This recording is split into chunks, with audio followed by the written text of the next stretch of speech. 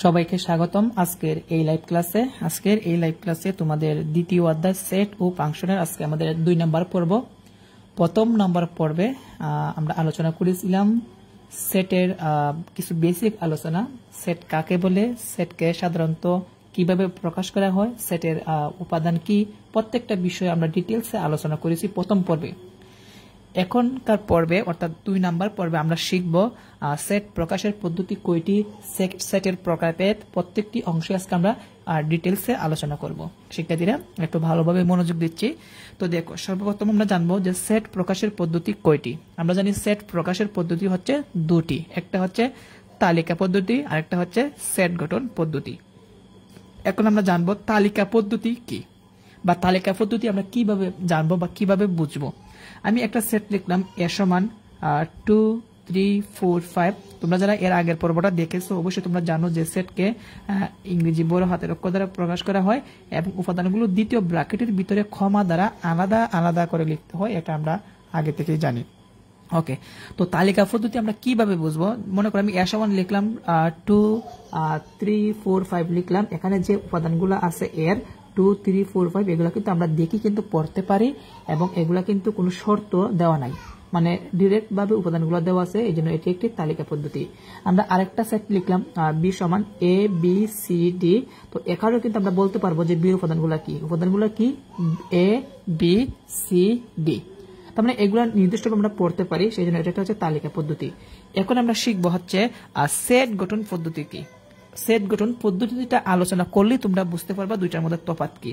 তো দেখো আমি লিখলাম সি সমান এখানে x belongs to N such that x less than 5 এবং এক্স জোড় সংখ্যা। এখন এই যে এখানে সির উপাদান কিন্তু এখানে শর্ত জুড়ে দেওয়া হয়েছে। শর্তটা কি, যে 5 এভাবে চিহ্ন মানে কি 5 বড় আর এক্স কি ছোট। তার মানে এটা বোঝানো হচ্ছে যে 5 থেকে এক্স এর মান ছোট হবে এবং এক্স এর মানগুলা কি হবে, জোড় সংখ্যা হবে। তার মানে 5 থেকে ছোট জোড় সংখ্যাগুলো কি আছে, আমরা জানি 5 থেকে ছোট জোড় সংখ্যাগুলো হচ্ছে 2 এবং হচ্ছে 4। তার মানে সি এর উপাদানগুলো হচ্ছে 2 4।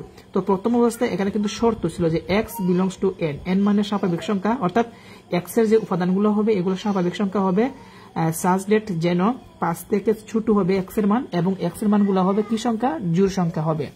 তার মানে এই যেখানে শর্ত জুড়ে দিয়েছে এটাকে বলা হয় গঠন পদ্ধতি অর্থাৎ সেট গঠন পদ্ধতি। এখন যে আমরা এখানে 5 থেকে ছোট জোড় সংখ্যাগুলো আছে হচ্ছে কি 2 4। তো এই 2 4 কে বলা হয় তালিকা পদ্ধতি। তার মানে প্রথম অবস্থায় কি ছিল, গঠন পদ্ধতি, এখন আমরা করলাম কি তালিকা পদ্ধতি। তো আশা করি সেট গঠন এবং তালিকা পদ্ধতি কি তোমরা এটি ভালোভাবে বুঝতে পেরেছো। আমি যদি আরো 2টা উদাহরণ দিই তাহলে কিন্তু আমরা পরবর্তী চলে যাব, আমাদের সেটের প্রকারভেদে চলে যাব। আমি আরো 2টা উদাহরণ দিয়ে দিচ্ছি। মনে করো আমি একটা সেট লিখলাম ডি সমান, মনে করো ডি সমান আমি লিখলাম হচ্ছে মনে করো লিখলাম কিছু বইয়ের নাম লিখলাম, বাংলা, তারপর হচ্ছে গণিত, তারপর হচ্ছে আইসিটি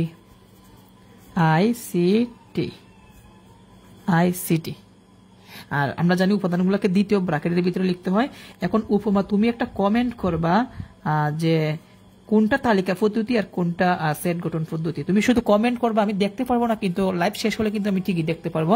তো তুমি একটু কমেন্ট করবা যে তুমি মানে সবকিছু বুঝতেছো কিনা। তো ডি যে আমি লিখলাম এটা তালিকা পদ্ধতিতে আছে নাকি গঠন পদ্ধতিতে আছে তুমি বলবা। তুমি শুধু এভাবে লিখবা যে ডি সেটটি হচ্ছে তালিকা পদ্ধতি অথবা ডি সেটটি হচ্ছে গঠন পদ্ধতিতে আছে, এভাবে শুধু বলে দিবা। হ্যাঁ, আমি এর সমান একটা সেট লিখলাম x belongs to N such that x square greater than 10 এবং এক্স কিউব লেস দেন 130। তো এই যে 2টা সেট আমি লিখলাম, এই 2টা সেটের মধ্যে কোনটা তালিকা এবং কোনটা গঠন এটা তোমরা একটু কমেন্ট করে দিয়ে দিবা, আমি পরবর্তীতে দেখে নিব।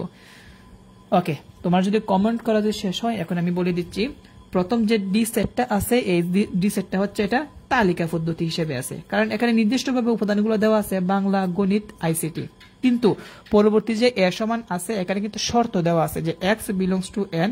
বিলংস টু মানে কি, মানে সদস্য বোঝায়, মানে এক্স এর সদস্যগুলো হবে এন হবে, এন মানে কি স্বাভাবিক সংখ্যা, এবং কোন উপাদানগুলো হবে এক্স স্কোয়ার গ্রেটার দেন 10, মানে 10 অপেক্ষায় এক্স স্কোয়ারের মান বড় হবে, এবং এক্স কিউব লেস দেন 130, অর্থাৎ এক্স কিউবের মানটা হবে 130 অপেক্ষা এ পাশে চিহ্ন মানে এক্স কিউব ছোট, তার মানে 10 থেকে বড় এবং 130 অপেক্ষা ছোট যে মানগুলা আছে ওইগুলোই কি হবে, এ এর কি হবে, সদস্য হবে। তার মানে প্রথমটা হচ্ছে তালিকা, আর এখানে শর্ত জুড়ে দেওয়া হয়েছে, এটাকে বলা হয় গঠন পদ্ধতি।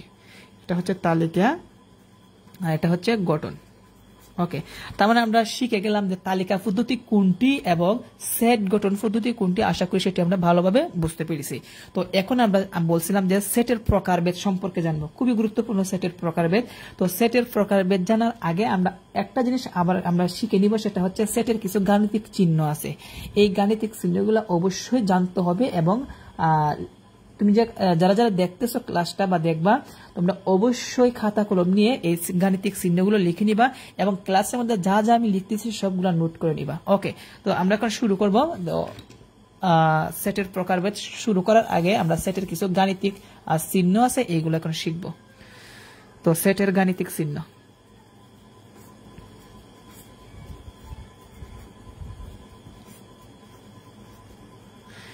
গাণিতিক চিহ্ন। ওকে, তো প্রথম যে সেটের গাণিতিক আমরা চিহ্নটা শিখবো সেটা হচ্ছে এটা। এটাকে বলা হয় বড় চিহ্ন বা আমরা ইংরেজিতে বলতে পারি গ্যাদার দেন, গ্যাদার দেন অথবা বড়। এটা হচ্ছে স্মলার দেন বা লেস দেন।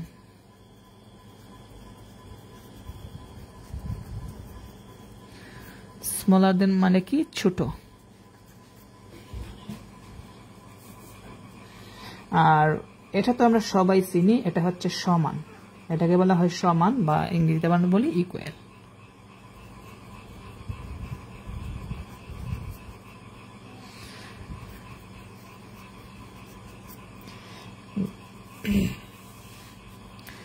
সাথে সাথে খাতার মধ্যে লিখে নিবা। তারপরে আরো গাণিতিক চিহ্ন আছে এখানে, এই যেখানে দুইটা ফুটা দিয়েছি, এটাকে বলা হয় সাচ ডেট। সাচ ডেট বাংলায় বলা হয় যেন।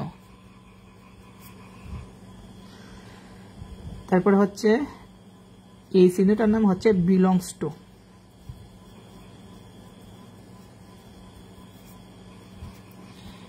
Belongs to. তারপর আমি বই থেকে বের করে প্রত্যেকটা লিখে দিচ্ছি, কারণ এগুলা জানতে হবে।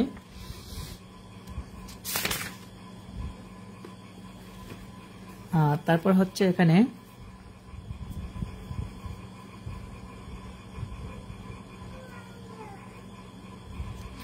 এই চিহ্নটার নাম হচ্ছে গ্যাদার দেন অর ইকুয়াল, মানে বড় অথবা সমান, বড় বা সমান।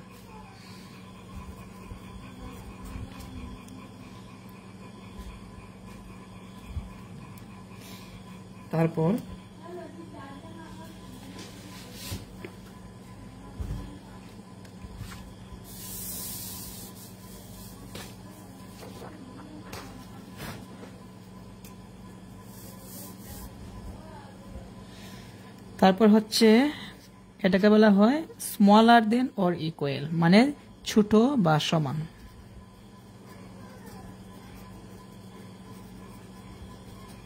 সমান। তো সেটের আরো কিছু গাণিতিক চিহ্ন আছে, আমরা সবগুলোই এক এক করে লিখব। তারপর হচ্ছে এখানে এই চিহ্নটাকে বলা হয় ইউনিয়ন। খুবই গুরুত্বপূর্ণ এগুলা। ইউনিয়ন, ইউনিয়ন মানে কি, একত্রিত করা।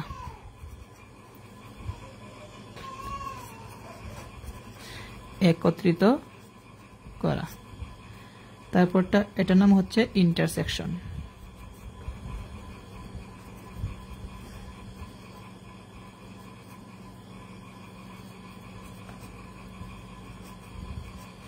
ইন্টারসেকশন মানে কি, শুধু মিল, মানে কমন যেগুলো হবে সেগুলো নিতে হবে। কমন, এখানে এন হবে কমন।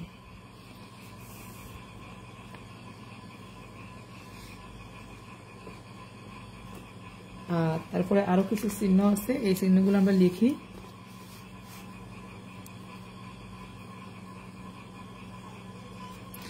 এটা হচ্ছে সেটের সমতা।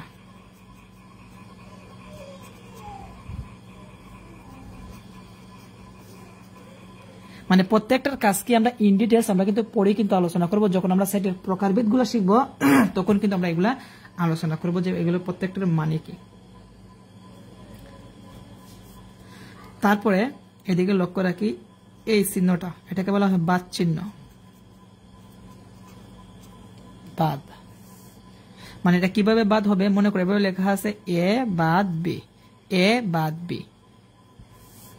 তারপর এই চিহ্নটাকে বলা হয় প্রাইম। প্রাইম মানে কি, মনে করো একটা সেট আছে এ, এর উপরে এভাবে একটা দাগ দেওয়া আছে, এই দাগটা কি বলা হয়, এই দাগটাকে কি বলা হয়, প্রাইম বলা হয়। কি বলা হয়, প্রাইম বলা হয়। ওকে,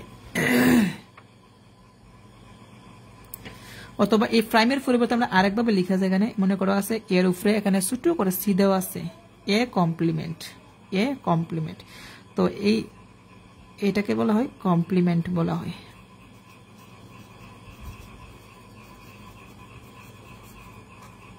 কমপ্লিমেন্ট বা তুমি বলতে পারো বাদ বলতে পারো। এখানে প্রাইমের কাজ আর এটার কাজ কিন্তু একই রকম কাজ। ওকে, তার মানে বিশেষ করে আমাদের যে যে গুরুত্বপূর্ণ গাণিতিক চিহ্নগুলো আছে প্রায় প্রত্যেকটা প্রায় মোটামুটি লেখা শেষ। এখন আমরা যে কাজটি করব খুবই গুরুত্বপূর্ণ, আমরা সেটের যে প্রকারভেদগুলো আছে এই সেটের প্রকারভেদগুলো এখন আমরা সুন্দরভাবে আলোচনা করব। সেটের প্রকারভেদগুলো যে আমরা আলোচনা করে ফেলি তবেই কিন্তু আমরা যে কাজটি হবে, আমাদের যে অনুশীলনের অঙ্কগুলো আছে আমি একটু দেখাই। অনুশীলনী 2.1 অঙ্কগুলো কিন্তু আমরা সুন্দরভাবে সমাধান করতে পারবো। তো আমাদের প্রথম কাজ হচ্ছে এখন যে সেটের যে প্রকারভেদগুলো আছে এই প্রত্যেকটা প্রকারভেদ আমরা এখন সুন্দরভাবে সেগুলো আলোচনা করব। ওকে, তাহলে শুরু করি। তো এখন হচ্ছে সেটের প্রকারভেদ।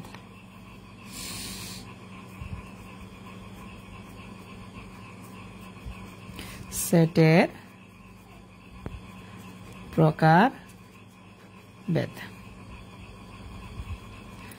তো সেটের প্রকারভেদ কিন্তু অনেকগুলো আছে, প্রত্যেকটাই কিন্তু আমরা আলোচনা করব। আজকের ক্লাসটি হচ্ছে আমাদের সেটের প্রকারভেদ, সেটের গাণিতিক চিহ্ন এবং সেট প্রকাশের পদ্ধতি দুইটা, এই তিনটা টপিক আলোচনা করার পরে কিন্তু আমরা আগামী পর্বে কিন্তু আমরা তোমাদের অনুশীলনী 2.1 অঙ্কগুলো সলভ করাবো। প্রত্যেকটা অঙ্কই কিন্তু সলভ করাবো, কোনো অংশ বাদ দেব না, প্রত্যেকটা অংশ মানে পুঙ্খানুপুঙ্খভাবে সমাধান করাবো।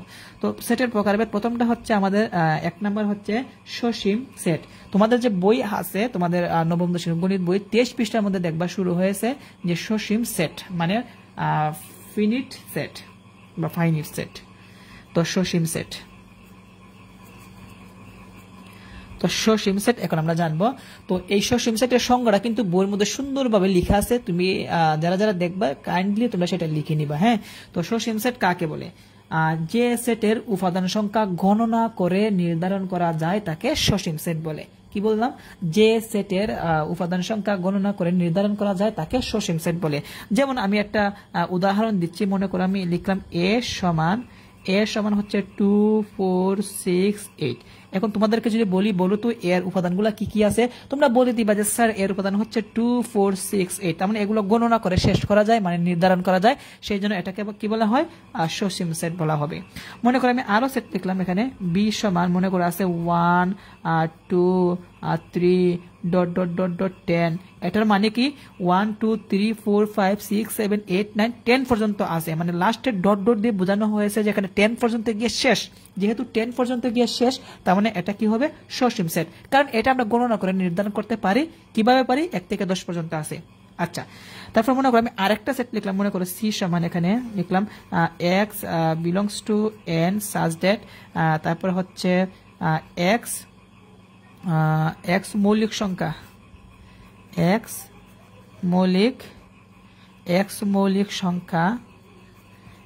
মৌলিক সংখ্যা এবং এক্স লেস দেন 5। তো তো এটাও কিন্তু আমাদের কিন্তু আমরা জানি এটা হচ্ছে প্রথম যে দুইটা সেট লিখলাম এটা হচ্ছে তালিকা পদ্ধতিতে আছে, আর এখন কিন্তু আমি এটা গঠন পদ্ধতিতে লিখলাম। এখন এই যে আমি গঠন পদ্ধতি লিখলাম এটা সসীম সেট নাকি অসীম সেট এটা এখন আমরা দেখব। তো দেখো এখানে শর্ত দেওয়া আছে কি যে x বিলংস টু n, মানে x এর মানগুলা হবে স্বাভাবিক সংখ্যা এবং x মৌলিক সংখ্যা। এখন মৌলিক সংখ্যা মানে কি? মৌলিক সংখ্যা হচ্ছে যে সংখ্যাকে এক দ্বারা এবং ওই সংখ্যাকে ওই সংখ্যা দ্বারা ভাগ করা যায় তাকে মৌলিক সংখ্যা বলে। আমি যদি আরো ক্লিয়ার ভাবে বলি তাহলে আমি একটু উদাহরণ দেই তাহলে বুঝতে পারবা।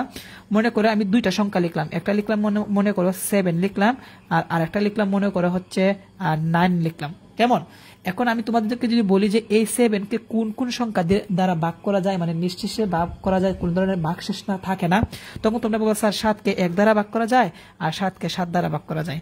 আবার আমি যদি বলি যে 9 কে কোন কোন সংখ্যা দ্বারা ভাগ করা যায়, তখন তোমরা বলবা কি 1 দ্বারা 9 কে ভাগ করা যায়, তারপরে 3 দ্বারা ভাগ করা যায়, 3 3 9, তারপরে বলবা 9 কে 9 দ্বারা ভাগ করা যায়।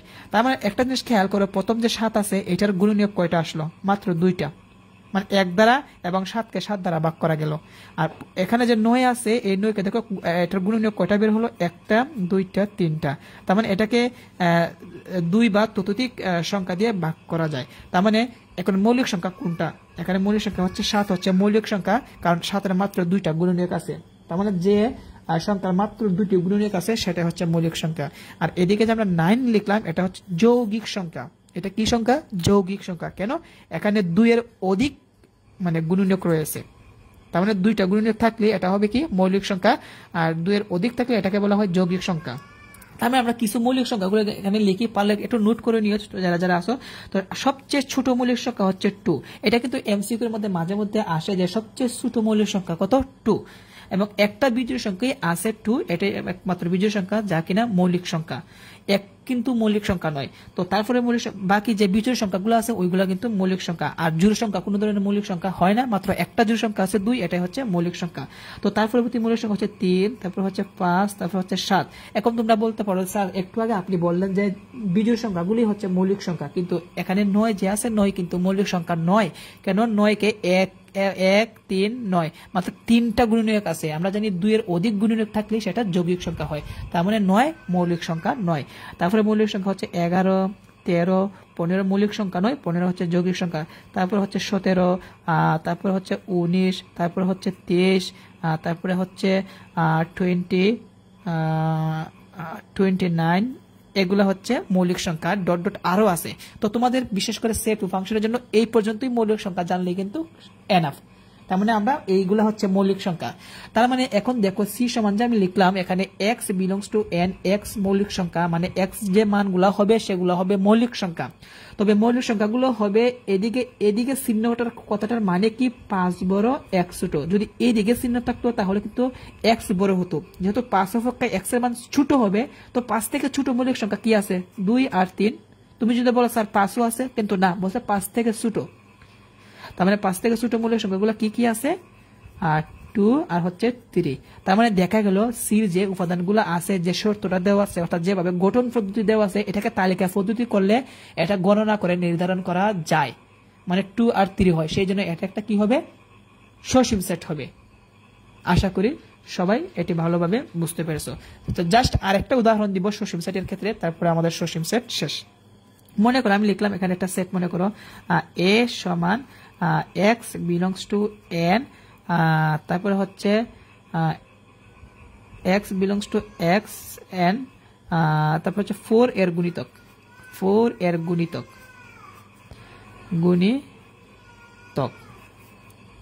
তো এখানে একটা জিনিস আমরা খেয়াল করি, তোমাদেরকে যদি বলি যে এখানে 4 এর গুণিতক x belongs to n, n মানে স্বাভাবিক সংখ্যা। আর স্বাভাবিক সংখ্যাগুলো আমরা জানি, প্লাস যে সংখ্যাগুলো আছে যেমন 1 2 3 4, আমরা গণনার ক্ষেত্রে যে প্লাসের সংখ্যাগুলো ব্যবহার করি এটাই হচ্ছে কি আমাদের স্বাভাবিক সংখ্যা।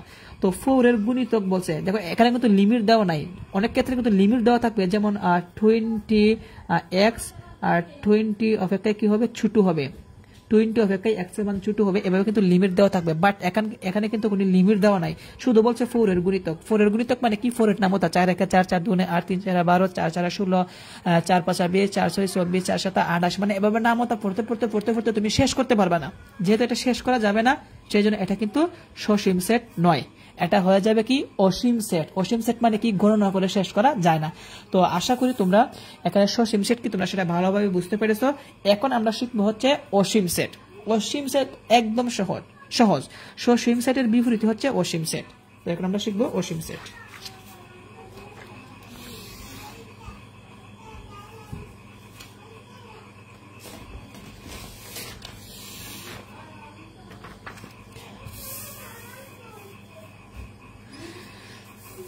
দুই নাম্বার হচ্ছে অসীম সেট। তোমাদের বইয়ের মধ্যে স্পষ্টভাবে লেখা আছে আর যে সেটের উপাদান সংখ্যা গণনা করে শেষ করা যায় না তাকে অসীম সেট বলে। তাকে কি বলে? অসীম সেট বলে। যেমন আমি একটা সেট লিখলাম এর সমান যদি আমি বলি, যেমন বিজোড় সংখ্যা 1 3 তারপর হচ্ছে 5 7 ডট ডট ডট ডট। দেখো এখানে ডট ডট দেওয়ার পর কিন্তু লাস্টে কিন্তু লিমিট দেওয়া নাই, যেমন এখানে 9 বা 15 বা 21 এভাবে লিমিট দেওয়া নাই। ডট ডট মানে কি এটা চলতেই থাকবে, কোনো শেষ নাই। যেহেতু এই বিজোড় সংখ্যার সেটটার কোনো শেষ নাই, এটা আমরা গণনা করে কিন্তু শেষ করতে পারবো না, সেই জন্য এটা কি হয়ে যাবে? একটা অসীম সেট হয়ে যাবে। কি সেট হবে? অসীম সেট। আশা করি বুঝতে পেরেছো অসীম সেট। তারপর তোমাদের পাঠ্যবইয়ের মধ্যে আরো উদাহরণ দেওয়া আছে। মনে করে এর সমান দেওয়া আছে কি, এর সমান দেওয়া আছে এক্স এক্স সাজ ডেট এক্স বিজোড় সংখ্যা বিজোড় সংখ্যা। তো দেখো এখানে যে বললো যে এক্স সাবজেক্ট এক্স মানে বিজোড় সংখ্যা হবে, বিজোড় সংখ্যার কিন্তু লিমিট দেওয়া না, যেমন 5 থেকে ছোট, 10 থেকে ছোট, 11 থেকে ছোট বা 100 থেকে ছোট, এভাবে লিমিট দেওয়া নাই। তার মানে বিজোড় সংখ্যা কোনগুলো? বিজোড় সংখ্যাগুলো হচ্ছে 1 তারপর হচ্ছে 3 5 7 9 11 ডট ডট ডট, মানে চলতেই থাকবে। যেহেতু এটা লিমিট দেওয়া না, এটা চলতেই থাকবে, সেই জন্য এটা একটা কি হয়ে যাবে? অসীম সেট হয়ে যাবে। বুঝতে পেরেছি? তো আশা করি আমরা এটা সকলে ভালোভাবে বুঝতে পেরেছি। অসীম সেট কি? সসীম সেটের বিপরীত হচ্ছে কি? অসীম সেট। তো শিক্ষার্থীরা এখন আমরা যে কাজটি করবো শিখবো হচ্ছে তোমাদের সসীম এবং অসীম সেট শেষ। এখন শিখবো হচ্ছে ফাঁকা সেট। একটু মনোযোগ দিবা সবাই। ফাঁকা সেট সম্পর্কে এখন আমরা শিখব। 3 নাম্বার ফাঁকা।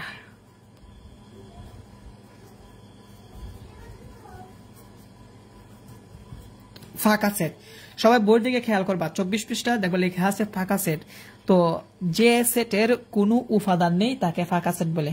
একদম সহজ কথা, যে সেটের কোনো উপাদান থাকবে না তাকে ফাঁকা সেট বলে। ফাঁকা সেটকে এই চিহ্ন দ্বারা প্রকাশ করা হয়। এই চিহ্নটা দ্বারা কি প্রকাশ করা হয়? ফাঁকা সেট চিহ্ন প্রকাশ করা হয়। মনে করো আমি একটা সেট লিখলাম, মনে করে লিখলাম এ সমান দিয়ে দিলাম, এভাবে দিয়ে দিলাম, মানে এর কোনো এখানে দেখো উপাদান নাই। উপাদান মানে কি? এভাবে সংখ্যা থাকবে বা যে কোনো একটা জিনিস থাকবে ব্র্যাকেটের ভিতরে ক্ষমা দিয়ে, কিন্তু নাই, সেই জন্য এটা একটা ফাঁকা সেট। অথবা তোমাদের পাঠ্যবইয়ের মধ্যে দেওয়া আছে কি একটা কি দেওয়া আছে, x x belongs to N সাজ date 10 less than x less than 11। তো দেখো এখানে উপাদানগুলো কি আছে। এখানে হচ্ছে এক্স বিলংস টু এন, মানে এক্স এর উপাদানগুলো হবে এন মানে কি? স্বাভাবিক সংখ্যা। বলছে 10 অপেক্ষায় এক্স এর মানটা বড় হবে যেহেতু এই দিকে চিহ্নটা আছে। আবার বলছে কি এদিকে চিহ্ন মানে কি? 11 বড় এক্স ছোট, তার মানে 10 থেকে এক্স এর মান বড় হবে, আবার 11 থেকে এক্স এর মানগুলো ছোট হবে। এখন তোমরাই বলো 10 থেকে বড় 11 থেকে ছোট কোন ধরনের সংখ্যা আছে কিনা? ডেফিনেটলি নাই। যেহেতু নাই তার মানে এটা একটা কি হবে? ফাঁকা সেট হবে। এভাবে ফাঁকা সেট দিতে হবে। অথবা তুমি ফাঁকা সেটকে এভাবে না লিখে তুমি আরেকভাবে লিখতে পারো ফাঁকা সেট, শুধু দ্বিতীয় ব্র্যাকেট দিয়ে দিবা এভাবে। এভাবে এটা দ্বারা যদি ফাঁকা সেট নির্দেশ করে, এটা দ্বারা কি ফাঁকা সেট নির্দেশ করে। তাহলে আমরা জানলাম ফাঁকা সেট কিন্তু আমরা দুইভাবেই নির্দেশ করতে পারি। তো আশা করি ফাঁকা সেট সম্পর্কে কোন ধরনের সমস্যা নাই। যদিও কোন ধরনের সমস্যা থাকে, কোন জায়গায় সমস্যা হলো তোমরা কাইন্ডলি কমেন্ট করবা। আমি নিশ্চিতভাবে তোমাদেরকে গ্যারান্টি দিব, আমি এমনভাবে তোমাদেরকে আমি শেখাবো, প্রত্যেকটা অংশ একদম জলের মতন সহজ করে দিব। আমি এভাবে কিন্তু পড়াবো, হোক ক্লাস বড় হোক, সময় লাগুক, তবু তোমাদেরকে আমি চেষ্টা করবো ভালোভাবে শেখানোর জন্য। তো এটাই হচ্ছে ফাঁকা সেট। ওকে, তো তারপরে আমরা শিখবো হচ্ছে ব্যান চিত্র। এখন শিখবো হচ্ছে ব্যান চিত্র। 4 নাম্বার ব্যান চিত্র। তো দেখো বেন চিত্রের মধ্যে লেখা আছে, সবাই বই দিকে একটা খেয়াল করি। তো জন বেন 1834 সালে জন্ম এবং 1923 সালে মৃত্যু সেটের কার্যবিধি চিত্রের সাহায্যে প্রকাশ করেন। চিত্রের সাহায্যে প্রকাশ করেন। এতে বিবেচনাধীন সেটগুলোকে সমতলে অবস্থিত বিভিন্ন আকারের জ্যামিতিক চিত্র, কি বলছে, জ্যামিতিক চিত্র, যেমন আয়ত, বৃত্ত এবং ত্রিভুজ ব্যবহার করা হয়। জন বেনের নামানুসারে চিত্রগুলো বেন চিত্র নামে পরিচিত। খুবই ইম্পর্টেন্ট একটা এমসিকিউ। কি বললাম, কার নামানুসারে বেন চিত্র নামকরণ করা হয়? আমরা বলবো জন বেন। তো বেন চিত্রের নাম রাখা হয় কার নাম অনুসারে? জন বেন। কার নাম অনুসারে? জন বেন। তো লিখে দিব জন বেন। তাহলে আমরা শিখলাম যে বেন চিত্র কার নাম অনুসারে রাখা হয়? জন বেন। এবং জন বেনই কিন্তু এই বেন চিত্রের আবিষ্কার করেন। কিসের সাহায্যে বেন চিত্র আবিষ্কার করেন? আয়ত, বৃত্ত এবং ত্রিভুজ। তবে তোমাদের এই নবম দশম শ্রেণীর গণিত বইয়ের মধ্যে যে বেন চিত্রগুলো ব্যবহার করা হয়েছে এগুলো কিন্তু আয়তক্ষেত্র আকারে দিয়ে, ভিতরে বৃত্ত দিয়ে। তো দেখো আমি বেন চিত্রটা আমি একটু ডিটেলস ভাবে তোমাদের একটু শিখাই। তো দেখো আমি কয়েকটা বেন চিত্র লিখি। হ্যাঁ, তো আমি হাত দিয়ে লিখি। মনে করো আমি একটা বৃত্ত দিলাম এখানে, একটা বৃত্ত, আর তারপরে এখানে আরেকটা বৃত্ত দিলাম, দুইটা বৃত্ত। প্রথম বৃত্তের নাম দিলাম এ, পরবর্তী বৃত্তের নাম দিলাম কি? বি। তবে এই বৃত্তগুলা কিসের ভিতরে থাকবে? আয়তক্ষেত্রের ভিতরে থাকবে। আমরা আয়তক্ষেত্রে কিন্তু চিনি যার দৈর্ঘ্য বড়, প্রস্থ ছোট, তাকে কি বলা হয়? আয়ত। দেখো এই দৈর্ঘ্য কিন্তু অনেক বড় আর প্রস্থ কি? ছোট। তো এখন এই বেন চিত্রের মাধ্যমে কিন্তু জন বেন কি করলো? তাদের কি করলো? সমতলে অবশ্যই বিভিন্ন জ্যামিতিক চিত্র যেমন আয়ত, বৃত্ত, ত্রিভুজ ব্যবহার করা হয়, মানে সেট গুলা প্রকাশ করলো। মনে করো এই যে বৃত্তটা আছে, এর বৃত্ত আছে, আমি কিছু উপাদান লিখি। মনে করো এখানে আছে 2, তারপরে হচ্ছে 4, এখানে হচ্ছে 3, আর এখানে হচ্ছে 5, আর এখানে মনে করো আছে 7, আর এখানে লেখা আছে ইউ লেখা আছে। এখন এটার মিনিং কি? একটু মনোযোগ দিবা। এটার মিনিং কি? এই যে একটা বেন চিত্র আমি লিখলাম, এটার মিনিং কি? এটা আমরা মিনিংটা এখন বুঝবো। প্রথমে এখানে কি আছে? এ আছে, তাই তো? তো এর উপাদানগুলো কি আছে আমরা জানি। উপাদানগুলোকে দ্বিতীয় ব্র্যাকেটের ভিতরে লিখতে হয়। এখন এর যে বৃত্তটা আছে, আমি বৃত্তটা রাউন্ড আবার দিতেছি। এই যে রাউন্ডটা আমি যেদিকে কলমটা নিতেছি, এই রাউন্ডের ভিতরে কি কি উপাদান আছে? 2, 3, 4। তো লিখবো এর উপাদানগুলো হচ্ছে 2, 3, 4। তারপর বি সেটটা লিখি, বি সমান। তো এই বি রাউন্ডের ভিতরে কি কি আছে দেখো তো। এই বির রাউন্ডের ভিতরে কি কি আছে? 3, 5 আছে। তার মানে বির উপাদানগুলো হচ্ছে 3, 5। ওকে, তাহলে আমরা বুঝতে পারলাম যে বেন চিত্রের সাহায্যে কি সেটকে প্রকাশ করা যায়। আর একটা জিনিস বোঝার বিষয় হচ্ছে এখানে ফুল আয়তক্ষেত্র, এখানে যে ফুল আয়তক্ষেত্রটা আছে এদিকে ফুল আয়তক্ষেত্রকে ইউ দ্বারা সার্বিক সেট ইউ দ্বারা প্রকাশ করা হয়েছে। তো লিখলাম ইউ সমান। এখন তোমরা বলবা যে ইউর মান কত? দেখো ভিতরে লেখা আছে 7। তো এই 7টা মানে এক কোণায় থাকতে পারে, এই জায়গাও থাকতে পারে, এই জায়গাও থাকতে পারে, এই জায়গাও থাকতে পারে, বা এই জায়গাও থাকতে পারে, মানে যে কোনো এক জায়গায় থাকতে পারে। হ্যাঁ, তো 7 মানে কি বোঝানো হয়েছে? ইউর মান 1 থেকে 7 পর্যন্ত। 1, 2, 3, 4, 5, 6, 7। এই হচ্ছে আমাদের বেন চিত্র। বেন চিত্রের মাধ্যমে এগুলা ছিল, আমরা সেগুলোকে তালিকা পদ্ধতিতে বানিয়েছি। আশা করি বেন চিত্রের মাধ্যমে কিভাবে তালিকা পদ্ধতিতে আনতে হয়, আশা করি তোমরা সকলেই সেটি ভালোভাবে বুঝতে পেরেছো। তো আমরা আরো ভালোভাবে শিখবো। আমরা কিন্তু পরবর্তী 2.1 মধ্যে বেন চিত্র নিয়ে অনেক অঙ্ক করব, সৃজনশীল অঙ্ক আছে, এগুলো আমরা সমাধান করব, তাহলে আরো ক্লিয়ার হবে। তো আমাদের বেন চিত্র শেষ। এখন শিখবো হচ্ছে উপসেট।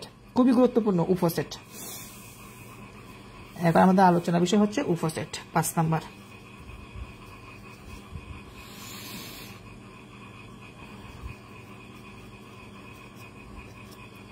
উপসেট। তো আমরা একটু রিডিং করি উপসেট কি। এখানে বলা হয়েছে এ সমান এ বি একটি সেট। আচ্ছা আমি লিখলাম এ সমান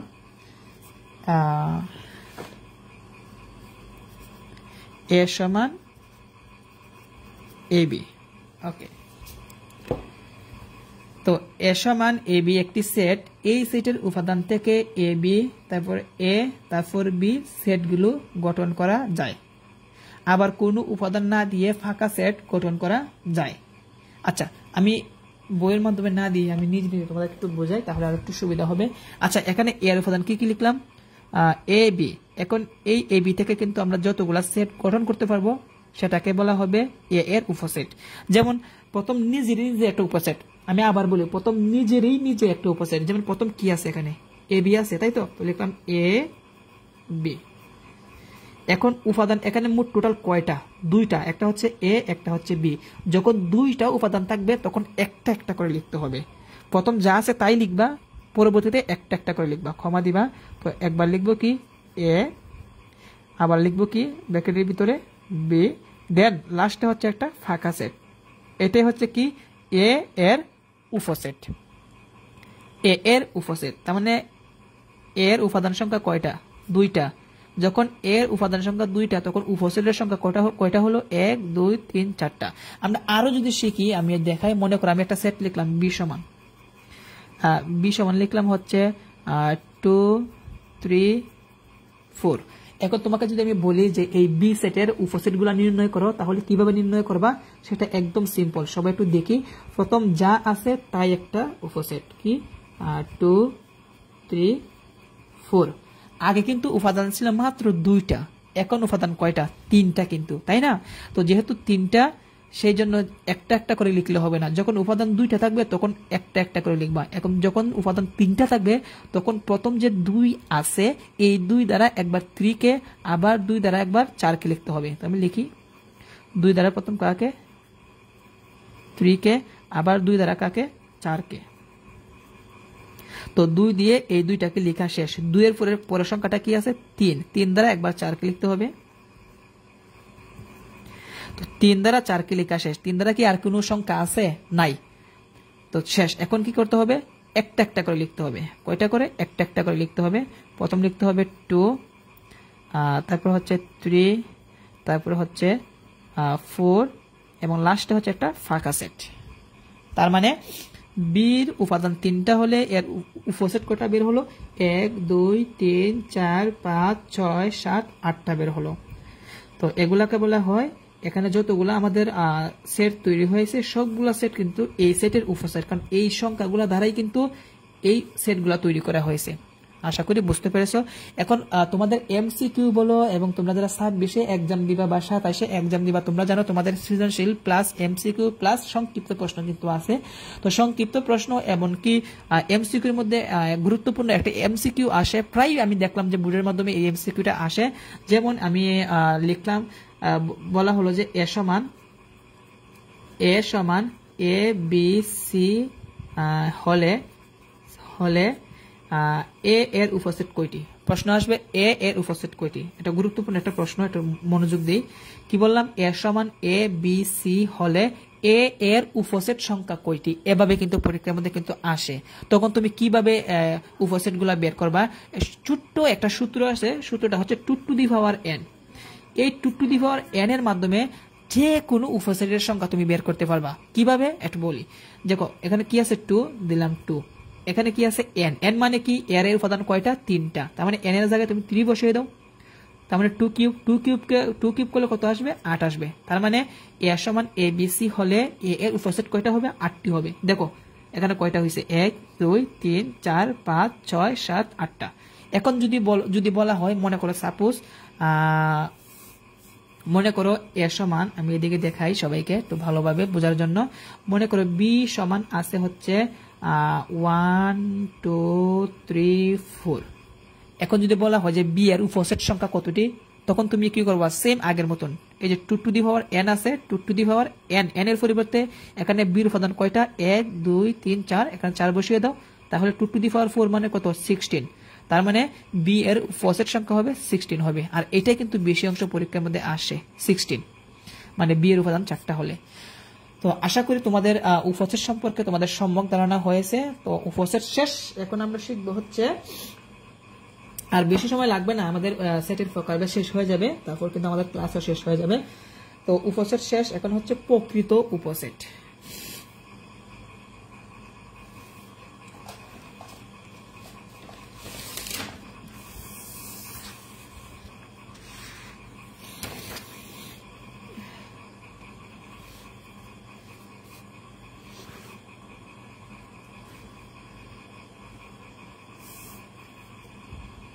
এটা কত নাম্বার? 6 নাম্বার।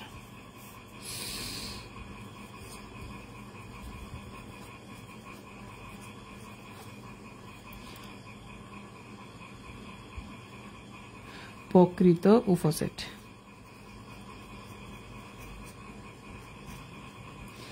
প্রকৃত উপসেট। তো প্রকৃত উপসেটটা কি আমরা একটু বই দিকে যদি একটু খেয়াল করি তাহলে বুঝতে পারবো। তো কোন সেট থেকে গঠিত উপসেটের মধ্যে যে উপসেটগুলোর উপাদান সংখ্যা প্রদত্ত সেটের উপাদান সংখ্যা অপেক্ষা কম এদেরকে প্রকৃত উপসেট বলে। সংজ্ঞাগুলো আসি লেখা, এগুলো আমি জানি, তোমরা দেখে দেখে তোমরা বুঝতে পারবা। তো মনে করো কি বলছে, কোন সেট থেকে গঠিত, আমি আগে একটা সেট লিখি, মনে করো লিখলাম এ সমান তোমাদের বইয়ের মধ্যে দেওয়া আছে কি 3 4 5 6। ওকে, তো আরো লিখলো কি বি সমান 3 5। তো এ সমান বি সমান দুইটা সেট, এ সমান হচ্ছে 3 4 5 6 আর বি সমান হচ্ছে 3 5, দুইটা সেট। এখন এই দুই সেটের মধ্যে তফাৎটা কি আমরা একটা জিনিস লক্ষ্য রাখি। দেখো এই সেটের মধ্যে দেখো উপাদান কয়টা আছে? 4টা আছে, তাই না? এই 4টা উপাদান কি কি? 3 4 5 6। এই 3 4 5 6 দ্বারাই কিন্তু এই বি সেটটা কিন্তু গঠন করা হয়েছে। দেখো 3 এটার মধ্যে 3 আছে, 5 এটার মধ্যে 5 আছে, তাই না? তার মানে এটা হচ্ছে বি সেটের যে উপাদানগুলো আছে বা বি সেটটা যে আছে এটা কিন্তু এ সেটের উপসেট, কারণ এ সেটের মাধ্যমে কিন্তু বি সেটটা কিন্তু তৈরি করা হয়েছে, তাই না? আর আরেকটা যদি খেয়াল করো এটাও দেখতে পারবা যে এ সেটের মধ্যে যতগুলা উপাদান আছে, কয়টা উপাদান আছে? 4টা। বির মধ্যে কয়টা উপাদান? 2টা। তার মানে প্রথম সেটের উপাদান থেকে দ্বিতীয় সেটের উপাদান কিন্তু কম। আর তোমাদের পাঠ্যের মধ্যে বলা হয়েছে কোন সেট থেকে গঠিত উপসেটের মধ্যে, কোন সেট মানে কি একটি সেট, এই সেট থেকে উপসেট তৈরি করলাম কি বি তৈরি করলাম। উপাদানগুলোর মধ্যে প্রদত্ত সেটের উপাদান সংখ্যা অপেক্ষা কম এদেরকে প্রকৃত উপসেট বলে। তুমি যদি একটু খেয়াল করো, দেখো এ সেটের মধ্যে আছে 4টা, বি সেটের মধ্যে কয়টা আছে? 2টা। তার মানে প্রথম টার্ম থেকে দ্বিতীয় নাম্বারটার মধ্যে কম আছে উপাদান, তার মানে এটাই হচ্ছে আমাদের কি প্রকৃত উপসেট। মানে যার থেকে উপসেট গঠন করা হবে সেই সেটের মধ্যে উপাদান কি থাকবে? কম থাকবে। আশা করি প্রকৃত উপসেট সম্পর্কে তোমাদের সম্যক ধারণা হয়েছে। ওকে, তো এখন একটা সিস্টেমটা হচ্ছে প্রকৃত, ওই যা তোমাদের কিন্তু আমি দিয়েছিলাম সেটের গাণিতিক চিহ্ন যে আছে ওইটার মধ্যে লিখে নিবা। একটা চিহ্ন আমরা বাদ দিয়ে ফেলছি, এই চিহ্নটা আমরা বাদ দিয়ে ফেলছি। হ্যাঁ, এই চিহ্নটা তোমরা প্লিজ লিখে নিও। এটা হচ্ছে প্রকৃত উপসেট বা প্রপার সাবসেট। প্রকৃত উপসেট। তো আমরা কি করলাম, এ থেকে বি একটা সেট তৈরি করেছি, প্রকৃত উপসেট তৈরি করেছি। সেই জন্য এটাকে এভাবে লিখতে হবে, বি প্রকৃত উপসেট এ, অর্থাৎ এই বি সেটটা এ সেটের মাধ্যমে তৈরি করা হয়েছে এবং এ সেটের মধ্যে যতগুলো উপাদান আছে বি সেটের মধ্যে তার সাথে কম আছে, সেই জন্য এটাকে এভাবে প্রকাশ করা হয়। তো এখন আমি একটা দিব, আচ্ছা এখন আমি আরেকটা লিখি। মনে করো এখানে আছে, কোথায় দেখাই,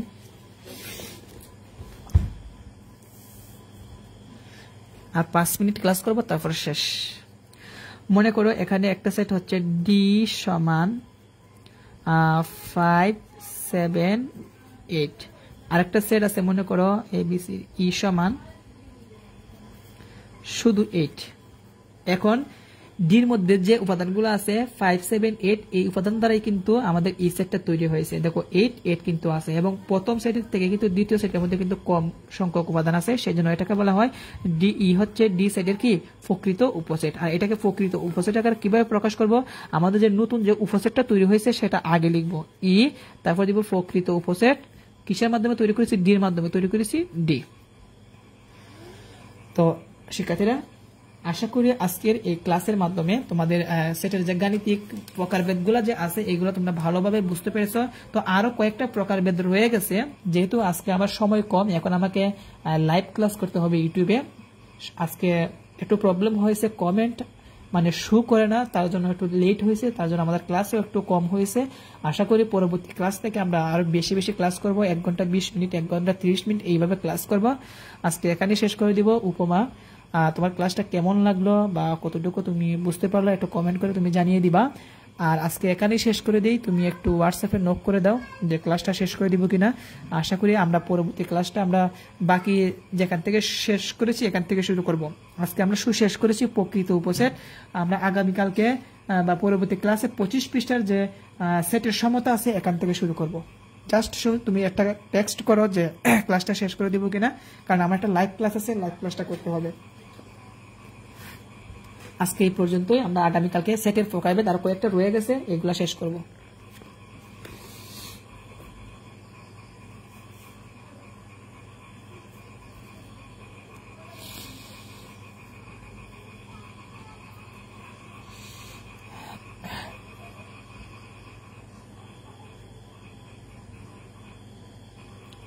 ওকে,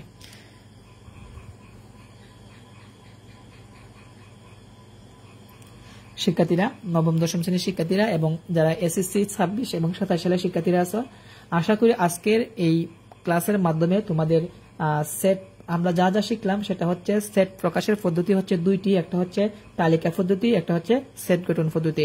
তারপর আমরা শিখেছি সেটের গাণিতিক চিহ্নগুলো শিখেছি। তার পরবর্তীতে আমরা শিখলাম হচ্ছে সেটের প্রকারভেদ। কয়েকটা প্রকারভেদ রয়ে গেল, আমরা আগামীকালকে এই প্রকারভেদ সহ তোমাদের অনুশীলনী 2.1 অঙ্কগুলা সলভ করাবো। আজকের মতো এখানেই শেষ করব। সবাই ভালো থাকবা, তোমাদের জন্য অনেক অনেক শুভকামনা। সবাইকে স্বাগতম জানিয়ে ক্লাসটা এখানে শেষ করলাম। সবাইকে ধন্যবাদ।